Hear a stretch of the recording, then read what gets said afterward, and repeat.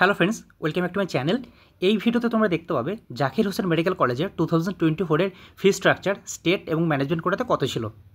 এই কলেজটা last year মানে 2024-এ 50টা সিটের জন্য স্টুডেন্ট অ্যাডমিশনের পারমিশন পায়। এটা হচ্ছে মুর্শিদাবাদের প্রথম প্রাইভেট মেডিকেল কলেজ।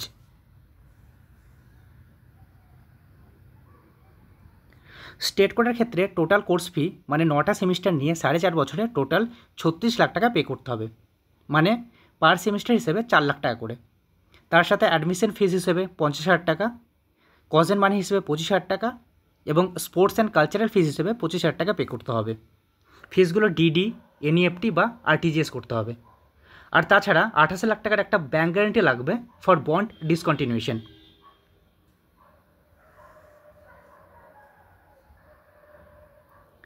ম্যানেজমেন্ট কোটার ক্ষেত্রে টোটাল কোর্স ফি মানে 9টা সেমিস্টার নিয়ে 4.5 বছরে টোটাল 90 লাখ টাকা পে করতে হবে, মানে পার সেমিস্টার হিসেবে 10 লাখ টাকা করে।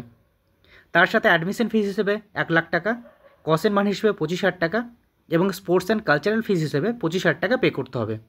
আর তাছাড়া 70 লাখ টাকার একটা ব্যাঙ্ক গ্যারান্টি লাগবে ফর বন্ড ডিসকন্টিনিউশন।